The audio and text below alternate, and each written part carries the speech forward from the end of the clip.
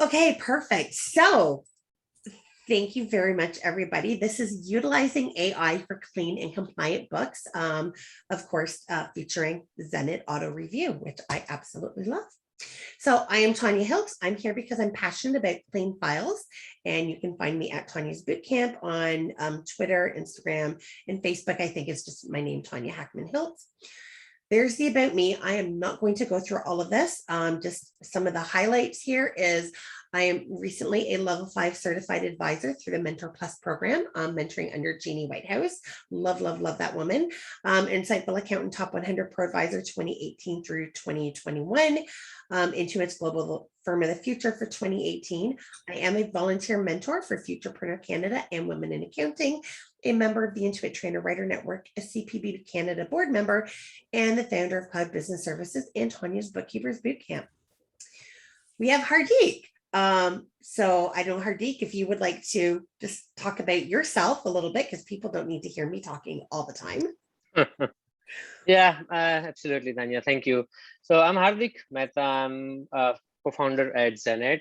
My background is definitely from the accounting, but my love towards technology led us to develop these nice applications. And I'm pretty I would say, I feel really great that, I mean, the comments that came from Tanya about that comparison, that actually made us feel good that we kind of did really great application. So at this point, we have Autoreview, which is working live, and a few days back, we just kind of made the port live. It's still under beta, but that's something we are kind of getting there. So that's a quick intro of who we are and what we do. Awesome. Thank you, Hardick. And special guest, Tammatha Denyes. So if you would like to speak a little bit about yourself, Tammatha. Oh my goodness, Tanya. Yeah, don't know what to say. How is that for a change? Actually, that's not true. My name is Tammatha Denyes. I have been the owner of TD Accounting Services, and I'm now have expanded to include other businesses. But let's just say my first love is the cloud. We do work with small businesses in Canada and in different areas of the country, which is fantastic. Outside of that, we do focus on helping accounting professionals and small business owners understand not only their bookkeeping, but how to manage themselves and run their businesses. So leaving it at that, I'm not going to go into my mentorship. This is not the time. This is all about Autoreview, and we love this product. So absolutely, absolutely. And on top of that, a very good friend to mine as well. So there we go. Okay, so we'll go through a few slides, and then this is going to be conversational. And then of course, we're going to jump into a little bit of a demo of Autoreview. So I used this same quote last time, but I love it. And I just think this is just so relevant to Autoreview. Torture the data and it will confess to anything. And that's by Ronald Coase, who's an economist and author. And these were some really interesting quotes too that Mark Cuban had said. So the world's first trillionaires are going to come from somebody who masters AI. And of course, those of you who don't know, Mark Cuban is an investor on Shark Tank and an owner of the Dallas Mavericks. I completely agree with that statement. This next statement, I think most of us are going to disagree with. I would not want to be an accountant right now. I would rather be a philosophy major. That tells me Mark does not understand what we do. He does not have the forward-thinking capacity to be in our field, because this is the time I want to be an accounting professional right now, not necessarily on the tax side, but dealing with the data. I think this is the best time to do this because our roles have evolved so much from what really was a data entry, working with, old data, to advisory. And the best way to be advisory is to understand the data. Inaccurate data, this of course was in the last one as well, but I feel this is really important to say that inaccurate data has a direct impact on the bottom line of 88% of companies, with the average company losing 12% of its revenue. And auto review provides a solution to ensuring accurate data and making you look brilliant and enabling you to maximize the review process and expand your additional revenue streams. So I'm going to stop sharing right now. And we are going to go on here and we're going to have some conversation about this. So what does AI mean to you, Tammatha? Artificial intelligence? Or Yep. you want what it means to me personally? Yes. What does it mean to you personally? So Like let's- how is it impacting the way that you look at things? it's definitely making my job a lot easier. Mhm. So back in the day, bookkeepers, right? I've always used this analogy where we were the Bob Cratchits of the world, right? Where we had our heads down, we wore the hats, we had the pocket protector, and all we did was respectfully data entry and reviewing past performance. Fast forward, and with technology, with artificial intelligence, that old way of doing things is really going the way of the dinosaur, allowing us to free up our time so we can focus on helping those business owners move forward.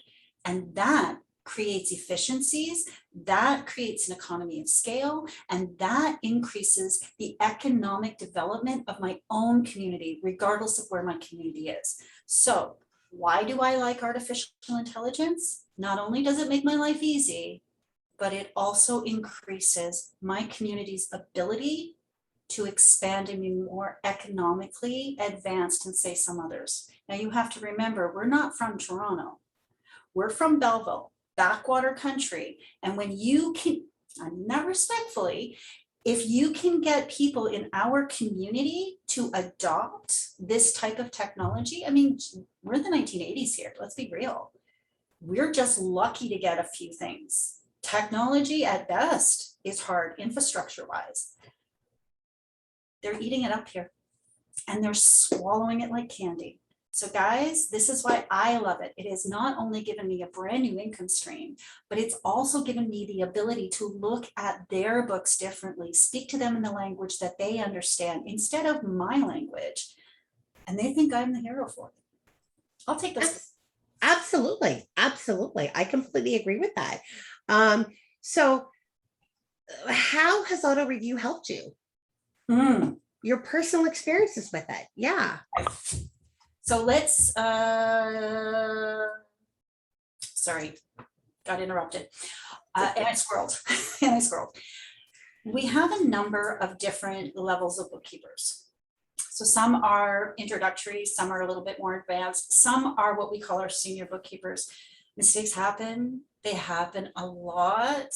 And if you're not paying attention, and I will give you a great example, I'm fixing a sales tax issue that I wouldn't have noticed had I not seen the journal entry in auto review. Because it would have just slid right under the radar. Very interesting. Right? So I'm Yep. looking at these journal entries that don't talk well to QBO, which interrupts the reporting, and the client can't understand why they're not getting accurate data.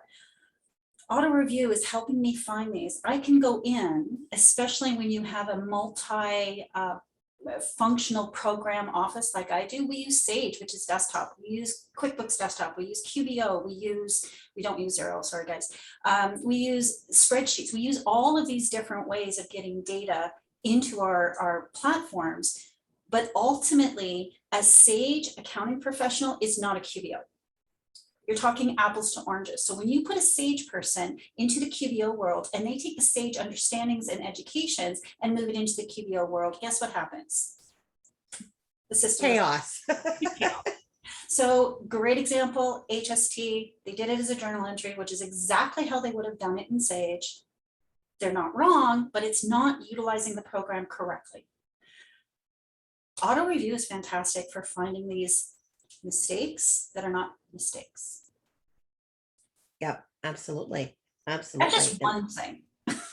Well, what I like about it, like when I first went on and, had this conversation with like Hardick and Nick last July, I went in, I liked what I saw. I said, okay, you know what? I like the one thing I like, it's not flashy. that tells me it's functional, because as soon as I go in and look at an app, if I see all of this flash stuff, I'm like, how functional are they if they're focused on flash, right? This is what we do. We deal with functionality. I found an error in my own books. I am the only one who works on my own books. And what it was my HubDoc bill went through, the tax didn't go in, and it caught that. And I'm like, and I spend 5 minutes on my books every single day to get everything through. So it's not like I'm sitting there trying to push stuff through, like, in the end. And that was one thing that was turned on. I do have, my file is the only file where in Receipt Bank, I have auto processing turned on. It auto processed incorrectly. I would not have caught that, but it flagged it because it said, hey, this amount is inconsistent. And I'm looking, it was, it had, the difference was the HST. And so that was able to get caught. And, so when you look at that and you think, wow, okay, AI used it to push it through. The AI did it incorrectly, but a different AI was able to catch that and pick that up and bring that to our attention. And I loved that. And I thought, like, this is just absolutely amazing. So, do you know what the other thing I like, and I enjoy this because we do a lot of year ends and quarter ends with the T2 preparation we do? All the utilities. yes. All the utilities, right? If I don't see them, how come I got January, February, and I don't have March and April hydro, and then all of a sudden I have hydro again? Exactly. Where's my hydro bill? Exactly. And what did you have to do in the old days without AI? You had to go into every account and manually count them all up and auto review. And of course, Hardick, jump in anytime. Tammatha and I, we can go. You'll find we can go. So feel free to jump in. But yes, it in one report, and there's flags that says, hey, this might be missing, or hey, this amount is more. And you're like, oh, that's because 2 got put in 1 month. So that way, when you put it through, we look like amazing people to the accountants as well. Because now the accountants can't say, we can do your books better than your bookkeeper can. They'll be like, crap, your bookkeeper's caught everything. And misclassifications. Yes. Absolutely. So much that way. I'll look and I'm like, how come you don't? Sorry, I'm not complaining about my team. My instinct would be to look and see how it was processed in the past and then replicate, right? So yes. To me, that sounds like a regular move to do, at least in my world. Doesn't always happen. So here's a great way for me to catch, but also get them to catch before I do my review. Absolutely. I mean, our process here is, and I found that when I do that, I'm not micromanaging Sandra and Leanne. They're able to learn from things, because when I sit there and come back and say, well, I caught this and I caught this and I caught this, let's face it, no matter how nicely I say that, it is still going to become critical. And they're eventually going to start to impact their confidence and think, holy crap, maybe I don't know my job as well as I thought I did. So setting this up, letting them go in, they can see what they're missing. They can start to understand why, because I've told them this is what we're looking for in every report. They can understand why and they can catch it. And we are starting profit sharing this year. So what I did is I just finished reviewing all of Leanne's files, setting up auto review, doing it, sending it back to her and saying, this is what we're looking for. So I just did a deep dive where I did nitpick, but I've said to her, this is what I'm going to be looking for. And then we're just going to be focused on efficiency, not necessarily what's wrong, because it's going to be caught, whether it's they catch it or I catch it, it's going to be caught by auto review, right? Somewhere in there. Because, and I mean, we've been utilizing, we did the recertification. So of course, there was a few things in QBO that I saw, which was a quick eyeball, a quick review. And that's great for mid-month to catch something. But that end of month review with auto review has been a game changer.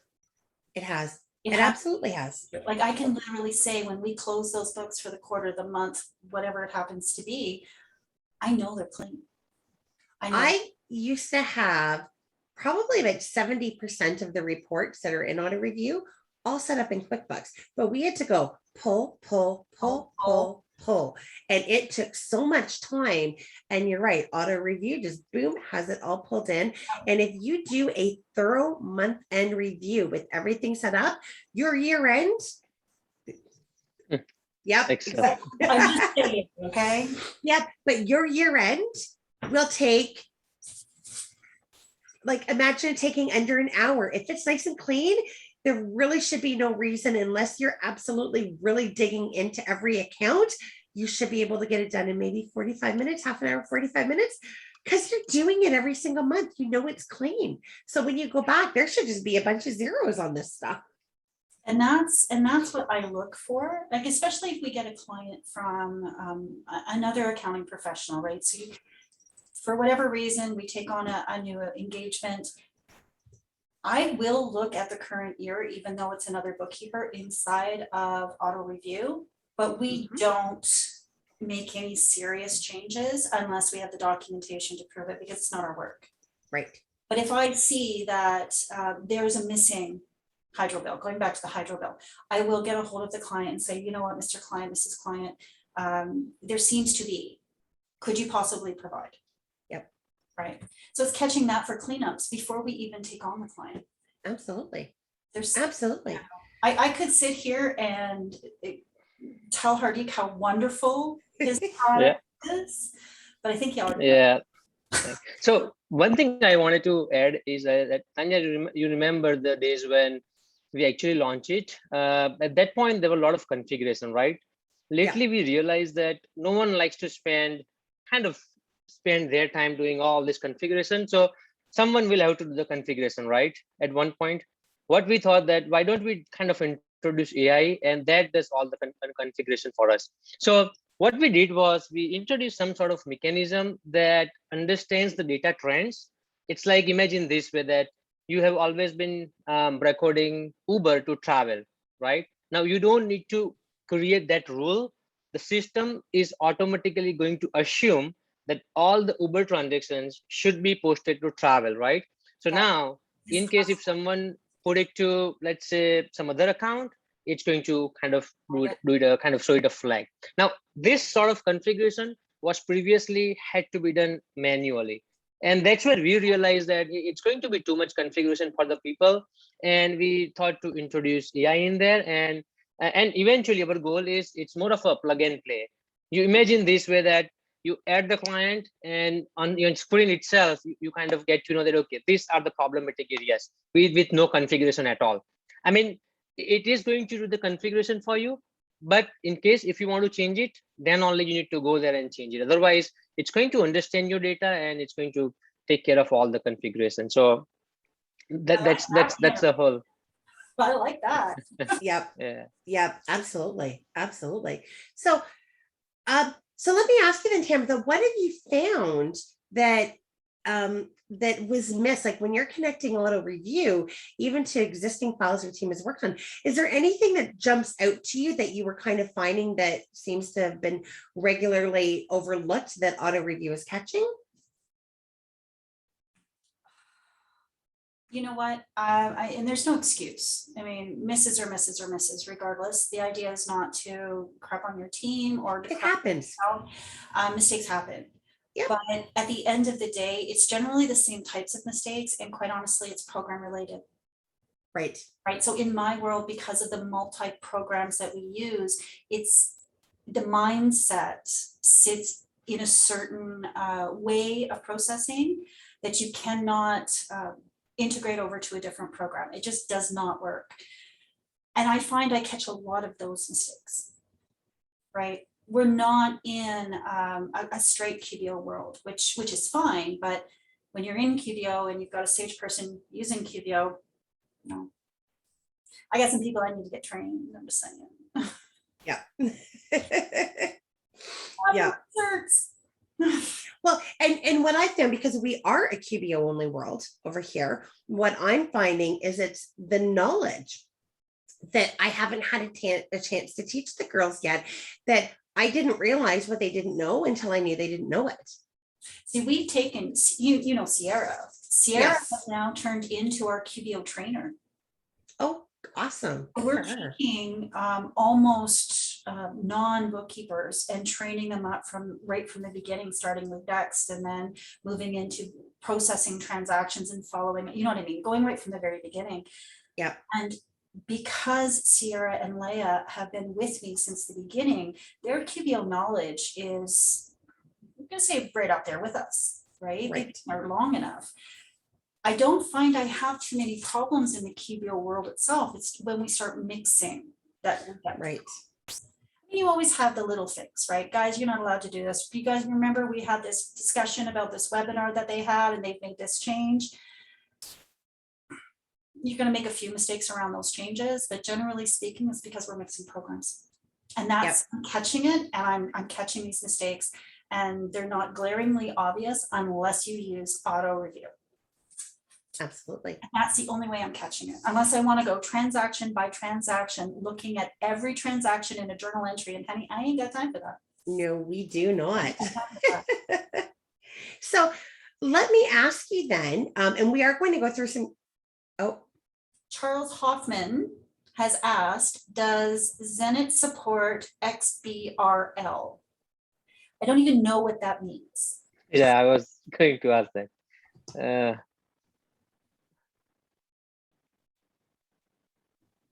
I'm not sure what is XBRL. So Charles, if you could give us a little bit more into what that is. And Hardick, Deborah Highlander has asked if you can connect auto review to QuickBooks Desktop. Not QuickBooks Desktop is not available for the integration. It's just for the QuickBooks Online at this point. Now, is it on the roadmap? Not, to be honest, not in the near roadmap, because we haven't really received so much of requests from people. Our goal was actually to get started with QuickBooks. Then we added Xero. I'm not sure now if we are going to consider QuickBooks Desktop or any other software, at least for this year. Kimmy, I noticed you had a comment. This is the Excel 2013 Bible. It's, believe it or not, it's really moving my world, especially for dashboards. It was written by John Walkenbach. He is the grandfather of Excel, next to Alan Salmon. I think that's it for questions caught up. Sorry, I was just paying attention and it caught my eyeball. Nope, that's okay. Thank you. Yeah, and Charles has given a link to what XBRL is. See, Charles, now you're going to make us all go and look. We're all going to figure it out. Okay, so we'll give Hardick a chance to take a look at that and then formulate an answer, because then I do have a question for you then.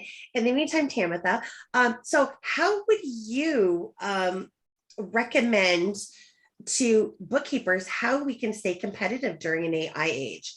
Because they said by 2020, and I can't remember who they said, Shirley Mathers told me this. And of course, we know she's been talking clean data for years, but she had said that, that the industry had said that by 2020, 40% of our jobs would be automated. And of course, so many people are still billing by time. Therefore, they are saying, oh, well, AI is not necessarily a good thing. Now, I know what my response is to that, but I would love to hear what your response is as to how bookkeepers can stay competitive while maximizing AI. I go by the hour. Okay, so you're still going by time. I'm still going by time. My first baby was 100% value billed. When you buy another firm that is 100% hourly billed, what do? Right? So I'm amalgamating two completely different worlds here. So 90% is still hourly billed. How do we stay current? We offer different services that's not offered by other competitors in this area. I should rephrase, by other colleagues. I don't believe we have competition. I've never believed it. Ultimately, we offer different. So let's look at who's in our general vicinity, in our general area. Not causing grief here, but I can think of two bookkeepers right on Main Street, Belleville right now. I'm sure you know who I'm talking about, Tanya. And in both cases, I know they're hourly billed. I know they are historically entering data for businesses. They are not future looking for these businesses and helping them grow and helping them move through this very interesting economy right now. I am poised, along with yourself, to offer those types of services, which has been unknown to businesses. Yep. They've never had this experience. And now all of a sudden, you're providing with them with something that they're like, oh, well, I didn't know I could get that. And when I say I didn't know I could get that, that's the knowledge, well, you know what, Mr. Business Person, you've had a really good quarter, and it looks like 2 quarters ago, even during the pandemic, you were maxing out. You had the staff in place, you were ready for this. Now, was this an abbreviation? Was this something that just happened because of the pandemic? No, Mr. Customer, let's look back 4 quarters ago, and look, that's when you had this massive amount of invoicing, this massive amount of sales during the same period of time. Let's future plan for this that's going to happen in 3 quarters from now. Let's prepare for that. How many staff do you need to get through that? You have been projecting and have been completing 20% growth month over month. This is what the expectation is that you're going to need for staffing, for inventory, for being prepared for that particular situation. Are we ready for it? No? Then let's plan. So you're able to easily go to advisory services with AI. Absolutely. And, so I do things differently. We do have a few people that we hourly bill, but I look at still my original clients. Otherwise, we value price. I really, I've taken considerations during the pandemic, obviously, with some clients, but I still did not switch because I jumped up on the advisory side because again, tools like Autoreview enabled me to do that and balance the time differently. I was able to provide them different services and help them through this, in which case they did not ask me, can we go to hourly bill because we're closed for 6 months during the pandemic, because I was providing my value in different ways. That's right. Being able to pull from the detail and do that. So I think this is really a time that I agree with you. We bookkeepers can stay competitive by going to that advisory. And advisory doesn't have to be cash flow advisory with the cash flow app. I've learned that. It can just be a simple question to your clients. What are your pain points? And I know we've been hearing that for years and it drives some people crazy, but what are your pain points? How can we help? What are your goals? What do you want to accomplish from that? We all have the knowledge. But here's the thing. The numbers. I mean, I'm not going to argue with you because I absolutely agree with that. And you and I have had this conversation. I don't know how many times, we can't even count. But it's how you have that discussion. Yes. Right. It's not the concepts. It's how you say it. Yes. You say accountant tease to a person, they don't know what that means. If you say, I'm going to wreck your bank account, they're going to look at you as if you had rocks in your head. But if you say, I'm going to balance your checkbook, bing. Absolutely. Absolutely. And I know up here in Belleville, that's exactly it. We have to, and we just talked about that yesterday. You have to speak to a lot of people. We can't use accountants. And there's one client that we've, moved into advisory, just by asking the simple question to say she's got AR issues. It was a simple question of, well, you know what? Why don't you, here's what we can do. Why don't we talk about taking retainers? Why don't we talk about having the money come out of your bank account? Different things like that. But again, it's I would not have the time to do that. And I bill those services more than I do the others. I wouldn't have the time to do that if Autoreview, or tools like it were not making our life easier. Because again, Autoreview, I have to say, is really the only tool that I'm truly taking advantage of on the AI. QBO, we've got recurring transactions. Anybody who knows QBO bank feeds, we don't add from the bank feed. There's very few rules that we have. And it's for bank fees only, pretty much. That's about it. Or auto withdrawals. Exactly. Our HubDoc, our Dex, or our auto entry, those things. I don't trust that AI to automatically publish. I might actually rethink a little bit now that that auto review is going to catch that. But auto review is the only tool that I think I'm at about 120% efficiency on it. I like to think so anyway. So, Tanya, I just read the comment that people are getting excited to see it in action. So All right. yeah, if you can. Yeah. So I just want to just yeah, I think that was it. That was all of the talking notes that we had. Anyway, so let's just jump in. It's 32 after, so we can jump in. We'll see it in action and we'll go through some use cases. And then of course, Tammatha and Hardick, feel free to jump in as we're going through. And then there's a question that I will leave for you to answer then, Hardick, in the Q&A. So if you've got questions, put them in the Q&A. It's easier for us to be able to go through and answer them and make sure that they're caught versus in the chat. They might be easier to be missed. Yeah, exactly. Okay, so I'm going to share screens first off to pop in to my last few slides before we jump directly in. So here's just some use cases that I have in here. So just things to get you thinking about some of the custom reports that I have set up, and you'll understand exactly what I mean when we get into my demo account in a moment. But capitalized limit checks is an automatic when you set the client. They ask you, what your capitalization limit should be, and they check that. And expenses over X number of dollars, again, that might go into the wrong account. That is automatically coming up, asking you what that amount should be, and they're going to pull things. So maybe it's going to say, you know what, we're going to look in office expenses, and we're going to look in here, and we're going to look in there. And then you can add extra ones if you'd like. But again, I'll show you that. Keeping an eye on your suspense accounts and clear accounts. Make sure they're actually balancing as they're supposed to. Items without attachments. That's a huge one up here, in Canada, especially to be able to make sure that we stay compliant.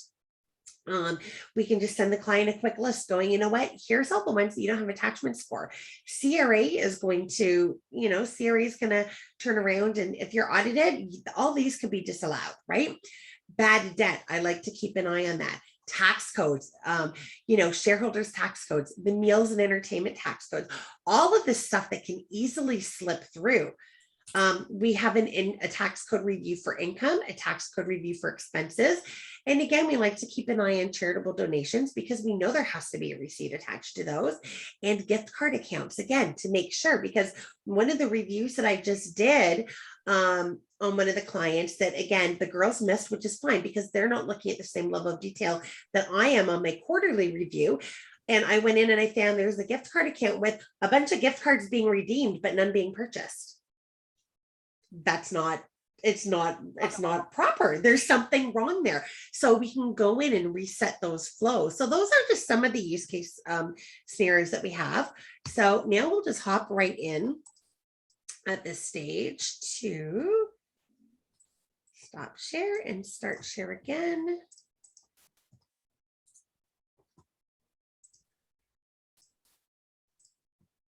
Okay, so here's my demo account. It's called the Family Business.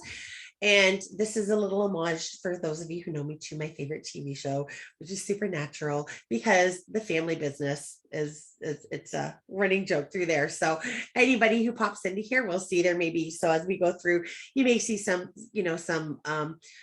cast names or character names and whatnot, and that's intentional.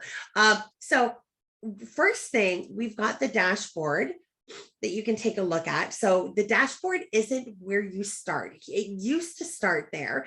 We now start in speed mode. So the dashboard just kind of gives you some information here. It defaults to 6 months for the P&L snapshot and the transaction counts. I love the transaction counts when I'm pricing clients or repricing for their reviews. This is also coming in handy for our profit sharing. We have determined that in order to be 100% efficient, we take the number of transactions here, and it's taken me months to get this down to a science, is the girls have 1.75 minutes per transaction. So that means that this file, 102 times 1.75, that gives enough time for all the bank recs, for investigating, for your AP, your AR, the monthly reviews. That gives everything, and that gives them a bit of a buffer. So if at that, the girls are sticking to that, then they're at 100% efficiency. But out of all the files that we've reviewed that we have, only 2 of them were under, which tells me we need to take a closer look at the flow. So it's not necessarily their fault. It could be the flows on that. So this is really good for that. And again, for pricing. And of course, here's all of your bank accounts.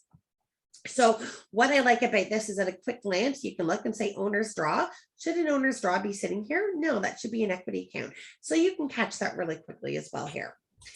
If you change this, if I want to take a look at a full year, I can go in and just go, let's say I want to look at all of 2020, change the date range. And now you're going to see that the snapshot, profit and loss snapshot, now shows you 12 months, and your transaction count shows your full 12 months, and it totals it. And then of course it breaks it down by what type of transaction, which is really cool, in good detail. The last thing I want to point out on this screen is that this here is the last reconcile date. Yes. Sorry. Okay. Is this new to you? No. Oh no. This is God sent. Okay. So right now on this account, I don't have anything reconciled. But if this were, and it showed, you know, July 29th, this doesn't necessarily mean that it was reconciled July 29th. It might have been reconciled to up to July 31st, but there's no entry in there after July 29th because the API integration will not let it pull the reconciled to date directly out of QuickBooks, but it can pull the last reconciled entry out. So if you see a little bit of a change because of that, a few days off, that is the reason why the API just won't allow it. But that is really not a negative. No. I'm going to look at that and it's going to say July 29th, and guess what? The weekend happened. I'm not going to worry about it. Absolutely. Exactly. Well, I don't. Why? And I see that the last reconciled entry was April. Warning bells, warning bells, warning bells. And that's exactly it. It may be off by a few days, but I look at it the exact same way as you do. I don't say, ooh, what happened? Why wasn't it reconciled to July 31st? I just go, okay, yep, we're reconciled to the end of July. It's all good. No warning bells, we're current, exactly. All right, now we pop into speed mode. Excuse me, speed mode is where the magic happens. And this is where you open to first these days.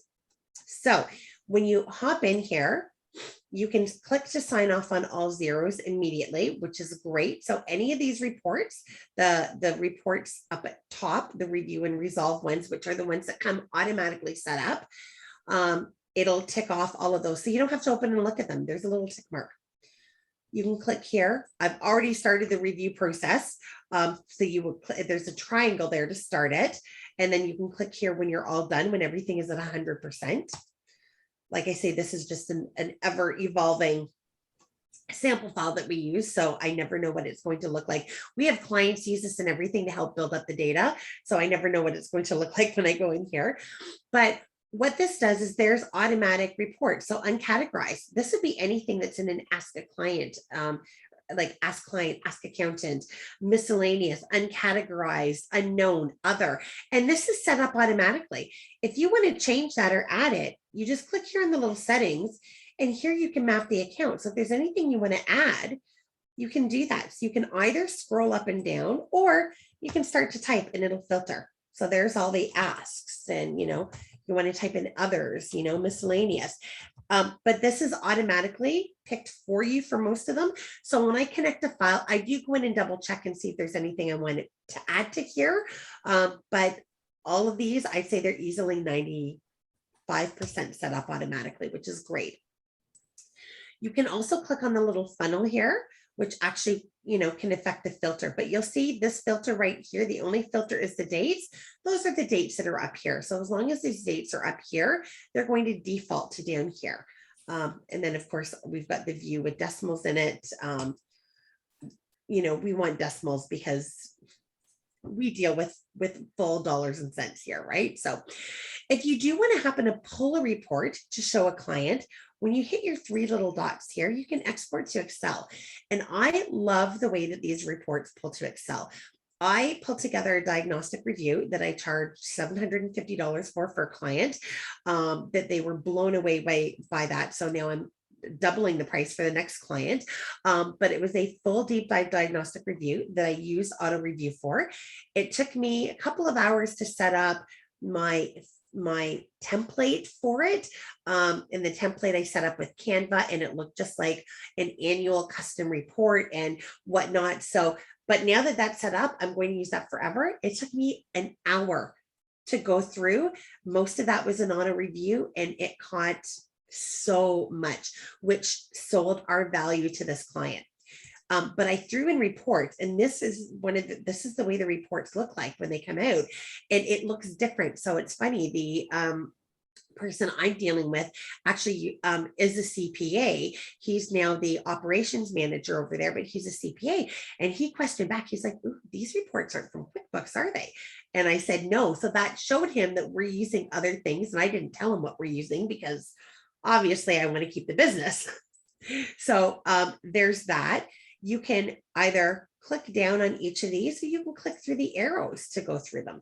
Once you're done, so if I've looked at these and I've said, you know what, these are done, you can add tags. So we do have tags. Our tags, we've decided, are going to be for internal communication. So team discussion needed, added to a review, which is a monthly review that we give to our clients. Review with Tanya, because again, the girls do the reviews every month. I just do a quarterly review to make sure they didn't miss anything. A coach back. So I would use a coach back if I need to coach that back to them, or investigated. Okay. You can use these for anything that you want. You set them up on your main practice account, and they're automatically in there, the exact same ones to be able to pull and use for anybody. There's also a note column. So we were going to use the note column at first for clients, but we decided to use that internally for information back and forth. And then if we do want to send that report to the client, we'll pull it to Excel, and then we'll just get rid of the note column. But you can use that notes for clients. You can use it for anything, which is great that you have this. When you get in here, you can move these around. So this isn't the way that it comes up automatically. It comes up automatically right here with the reference number, with a split, and with the debit and credit. I don't like seeing that. We don't need it. So I just go ahead and get rid of what we don't need, move the columns around. And to get to that, you can click on any of these. There's a little hamburger, the 3 lines on any of them. And then here's your 3 options. This one is you can pin the column, auto size the column, auto size all, ungroup, reset the columns, expand or collapse. Here's just an extra funnel so that you can look for something in particular with here, start to funnel it out. And that would be particular to, to the field as well. And this one here with the columns is where you can add the columns. You can move them around. So I like to see the amount after the account. Name should be over here. So you can just drag and drop and pull them around.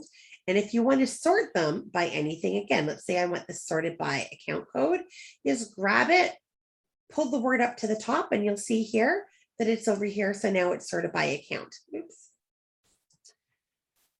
Entries posted to the parent ledger. Love, love, love this one, because how many times are things posted to the parent account and you don't want them to the parent account? So here's a list of all of that. And this is a good example of where it's sorted by account. We take that out. It's just one list. We pull account up, and now we can see exactly which ones, and we can make them, expand or collapse them. Entries without names. I go in here into the edit, and I start excluding accounts. Entries without names, I don't care so much about anything on the income side. Journal entries, not for these ones, don't care so much about any of those. It's more so the expense side of things. And then here I'll go in, and again, I'll exclude accounts. So we don't need to see the GST suspense. I don't want to see the payable. I also don't want to see bank fees or bank charges, or interest charges. Those are fine without a name. We just let those go through. So, and then you can save it.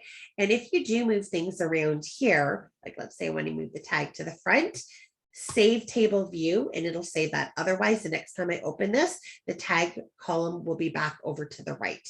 So that's really important to know. Negative zero balance suppliers, negative zero balance customers. Again, these are really great. You can find them from the AR reports, but hey, they pull here, you're all in one place, which is great. Now, let's say we've got something here. Let's just pop back to the uncategorized entries. What's great about this, and where Hardick and Nick see Autoreview going, is eventually they want to do everything right in here. You don't need to have to leave and pop over to the other account. So if I click right here, edit transaction, I can open this. The transaction pulls in here. Guess what? I can change this right from here. So if this was uncategorized and I want to change this to like other income, or let's see, what was this? This was, oh, Canadian Tire. So let's say this should go to repairs and maintenance. I can change that right here, hit save, boom, it'll go right through. If there was an attachment, I could see the attachment. The link would be here, a quick link to be able to open the attachment. So you can do changes like that, which is really cool. I'm not going to save this right now though, because then it won't be here for next time that I open it. You also have that Port does as well, but you can do a bulk reclassify. So let's see, there's only one there, so that's not a good sample to use. Let me pop into one of these. So here's the shareholders, no tax. Actually, this is a great sample example here. So I want to click in, I want to change my columns, get rid of the ref, the split, the debit, the credit, save the table view, move the tax code in, you know, just kind of tweak things a little bit. And I look at this and I say, oh, this should not be HST. And, you know, if I wanted to change both of those at the same time, I could hit bulk reclassify, grab those, hit reclassify. These are the amounts that I can change. Currently, you cannot change the GST through here. We can through QBO, but I do know that's on the roadmap. So I can change the date, I can change the names, I can change the accounts, or I can change the customers. And of course, every report that you go into, you know, may have slightly different information that you can reclassify. So if I wanted to change the names on all of these to, I'll just hit select, you know, and let's say they were Staples, I would hit reclassify. It would change both of them to Staples, send it through. If these shouldn't be shareholders draw, or let's say you have something that should be shareholders draw, again, you can go and you can change the account that they're going to. You can hit reclassify, it'll save it. It will push it back to QBO. So, which is really great about that. So again, you don't have to be jumping back and forth from here. If you do want to see the transaction in QBO, just click the little eye here. You do have to be signed into QBO and be signed into that account, and then it will pull you directly to that entry. So if there's a change you can't make in here, you can do it from there. But I love to just do everything I can from in here because I know it just goes through perfectly. So there's duplicate entries, duplicate names, unreconciled entries, the new suppliers and customers and GL entries. This is really good. I don't so much look at the new suppliers and the new customers. We talked about this yesterday with the girls. If they're doing this, the things that we would personally look for here is, are there duplicates? But that's going to be pulled in the duplicate names. New GL entries. I do want to look at this because what happens if you've got a client gone rogue, or you know, a team member who doesn't realize that, hey, I don't need to have a separate one for accounting. Accounting fees can go under professional fees, something like that. We can kind of keep an eye to keep, you know, make sure that the chart of account stays nice and clean and that we don't have any duplicates. So I like to take a look at that. Duplicate names, you can easily dismiss them from here. You cannot currently reclassify them in here. So currently you have to go into QBO and merge the two of them. But if we said here, nope, this is not, this should be two accounts or two different ones, we can dismiss it so it doesn't show up again. Now, what if I said, oh, I dismissed that, I need to come back? We just click the view dismissed. I can undismiss it, unclick view dismissed, and it's back here as a duplicate name, which is really, really good for that. I do want to jump into the entries trend analysis. This is what Hardick was talking about and what Tammatha was talking about, where we can see, are they missing something? So there's a few ways we can look at this. You can look at it by payee and count, or you can look at it by GL. and count, or you can look at it by pay or GL by amount, which is really, really good. So this is just a quick look. Now you might look at this and say, oh, there might be a lot of things when you first connect the account. I have already gone in and excluded some payees, excluded some transactions, and exclude some accounts. So here is where you're looking for, is that utility bill every month? Is that rent bill every month? Is that phone bill every month? So I'm going in and I'm excluding things like office expenses, they're going to buying stuff from Staples or the dollar store or whatever. I'm excluding things that are not every single month. And we want to keep items that are every month. So we can take a look here and say, oh, bill mobility, there was 2 for this 1 month out of that year, and there was 1 every other month. Why? Was there potentially a duplicate that maybe the client paid twice? Did they maybe put their personal one through by mistake and we didn't catch it? So it can definitely catch items like that. Or you can look by GL. And by GL, again, there should be bank charges every month. Again, oh, there's 2 for the month of March. What happened? Did the bank accidentally charge the client twice? I have seen that. You can then go back and point this out to the client, something they may not have noticed. And, you might be able to be a hero. Maybe they were supposed to be reimbursing that extra fee every month and they didn't reimburse it this month. You can go through and again, here's, office supplies. So I would exclude that. Again, you can easily pull at the gear. And this is where you can start to exclude. So if I want to exclude office supplies, I can exclude office supplies right from there.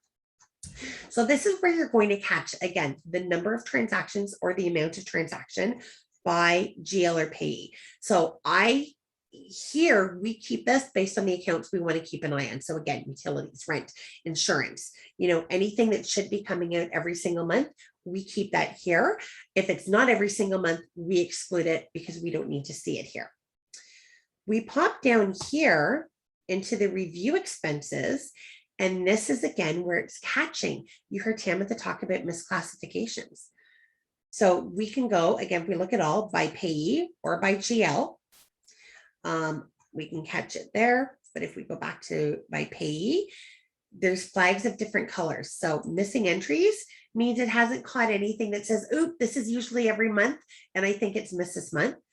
There's 0 inconsistent amounts. So we're doing good at that. So again, the amount that's expected to be the same is the same, but the misclassifications, we look here.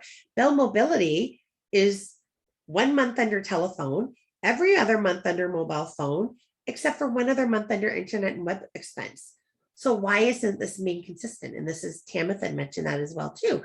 Maybe they didn't go back and take a look at the previous history. Maybe it wasn't set automatically through whatever receipt capture receipt they're using. For whatever reason, it got missed. So let's take a look at this.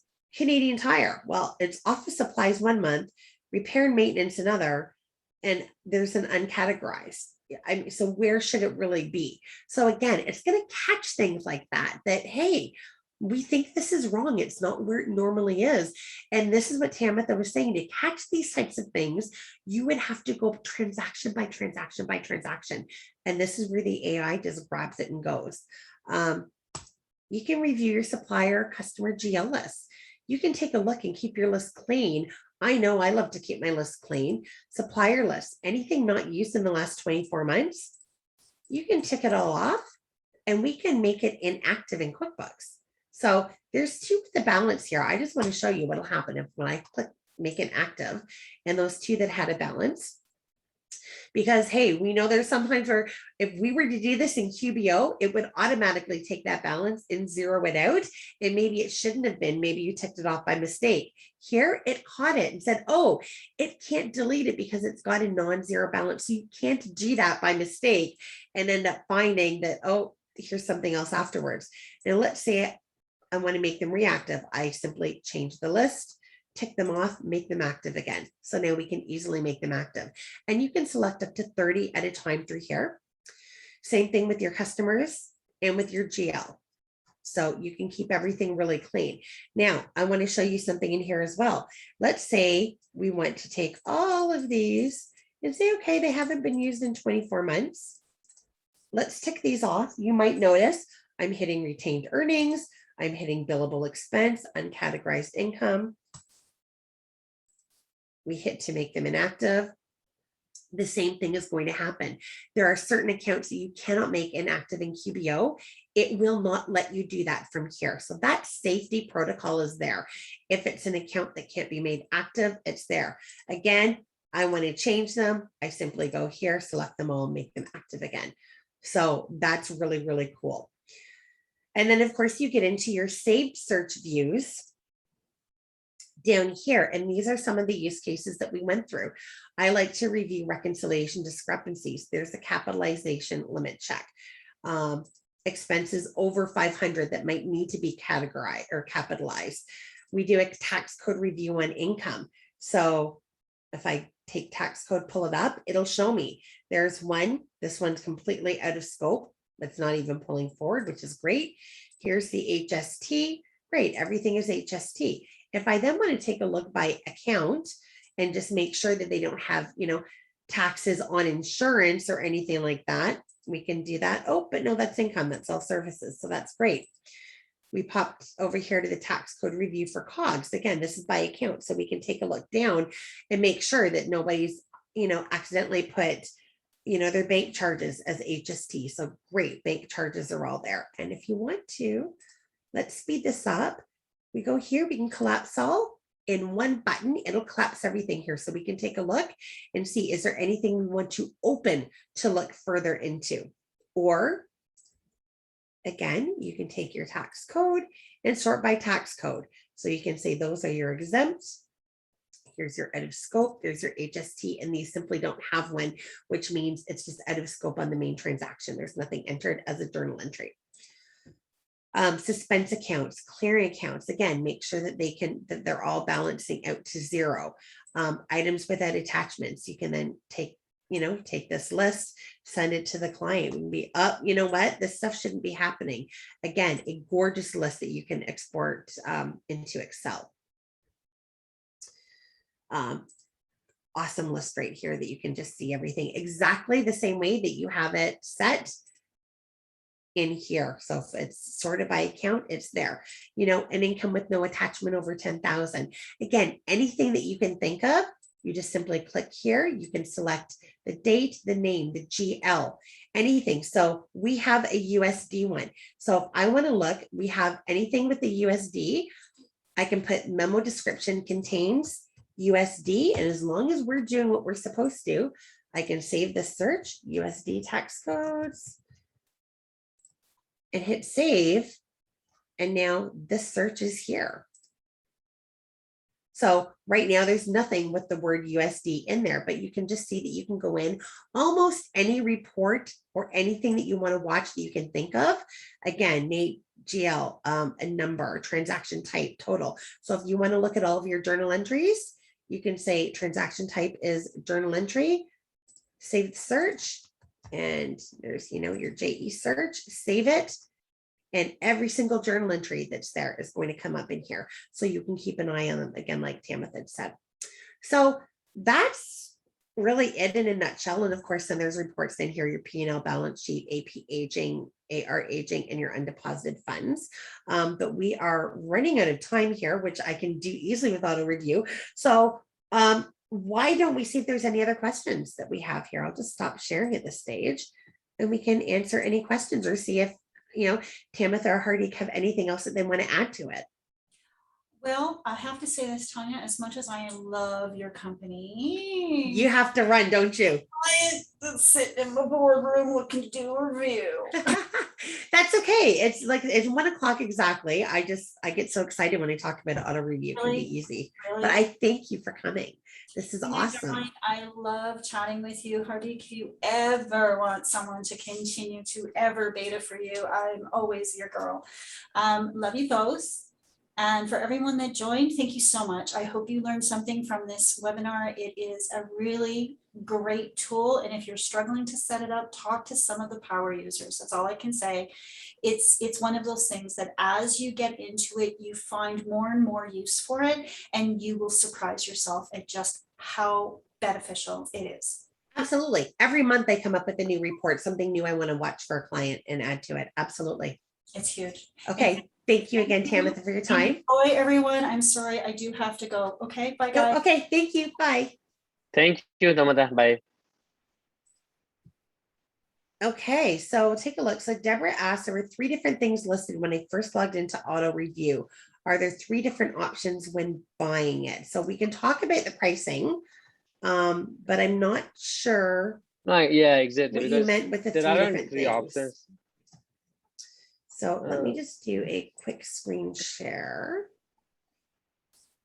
So I just want to take a look. When I first logged in, there was speed mode and dashboard, which comes with everything. So I'm not sure about the 3 different options. So if you want to maybe let us know kind of what you meant for that, that would be great. There are 3 different, okay, so there's, yeah, Port Hub, Port and Hub. Hub is coming. Port is a new product, which there was just a webinar that has been shared out just recently on Port Hub, which is reclassifying, bulk deleting, bulk importing. You can do bulk changes, which is absolutely amazing because there's not a product out there that can do bulk changes like this, like your business importer, your transaction pro, none of that can do that. So those are 3 different products under the Xenett umbrella.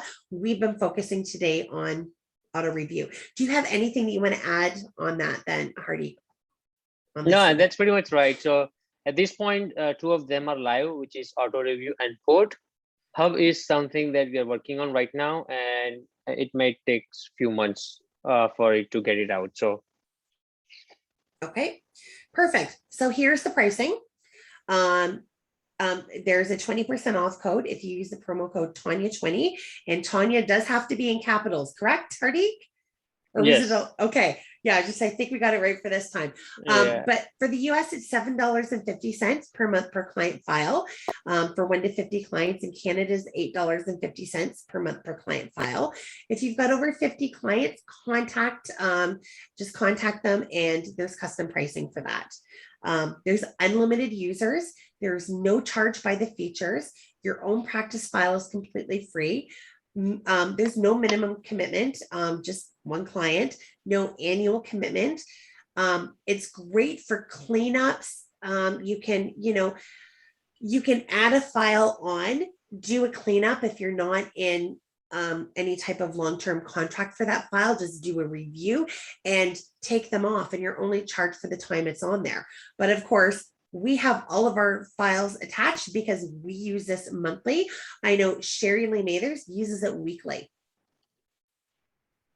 So, and all of this is going to be sent out with the recording as well. So with the link to be able to sign up. And then here's just the cost versus benefit. So what you'd pay is just like, let's just take the USD, for example, $90 per client file for the whole year. You get increased stability. The staff follows the first time right concept. It saves you time by 60 to 70%, expedites the month end review process, which also expedites your year end review process. And you can put more focus on the growth of the business and value added services. And that's everything that you heard from Tammatha and I at the beginning. Was there anything else that you wanted to add to that one, Hardick? Nope, that's pretty much it. Yeah, and the pricing is pretty simple because we don't charge by features. It's like you enjoy everything. Tomorrow, if we introduce 10 more features, you aren't paying anything extra for that. So yeah, and it is more than worth again, $90 a year. Yes, I mean, we have an app budget that I charge each client. So that way, if a new app comes out and I want to use it, I don't have to automatically sit there and think, is it going to be worth it for me to use this? Is it going to be this? Is it going to be that? But even if I didn't have an app budget, this more than pays for the time that we're able to turn around and change things and save on the time, and then focus on the value added, the advisory, which then we're charging more for. So absolutely. Now, was there any other questions that anybody had? I think you've answered everything. I think all answered at this point. Okay, perfect. Okay, great. Well, no other questions. Thank you very much to everybody who made it. Again, the recording will go out along with the links. The slide deck will go out as well too. So again, thank you very much for coming. If there's any questions, just reach out. They're an amazing team. And I also just want to give a shout out. The reason why I love them so much is they listen and they respond. When they very first connected with me in July, I took a look. I was busy. I didn't have much of a chance to go in. I promised with them we connect up in a few weeks. I gave them, some ideas that I had that I thought could really improve it. A week and a half later, I think I was on a chat. I was at the chiropractor on a chat with Sherry Lee Mathers, Paul Burns, Andrew again, and told them they were talking about one of the other review products. I'm like, you know what? You need to look at that. I haven't gone back, but I was really impressed. This is what I found. By the time I got back from the chiropractor, they had connected. One of them had already had a demo. Some of them had a demo booked, and I hopped onto one of the demos that were booked, and those changes that I had recommended a week and a half later were already put into place. And I love that they listen, but they understand because this solved their own problem. So again, I just can't say enough about that. So they do listen, which is just, it's so unusual when you're dealing with big tech companies. We're not listened to often. So I know I say it 1,000 times, but that is one of the things I love about you guys the most. You listen, you react. Thank you. Thank you for that. Yeah. Okay. Happy to. So that's great. I thank you so much for everybody who stayed on, even though we went a few minutes over. Have a wonderful day, and we will see you all at some time. Yeah. We'll talk to you soon. All right. Okay. Thank you. Take care. Bye-bye. Thank you. Bye. Bye-bye. Bye.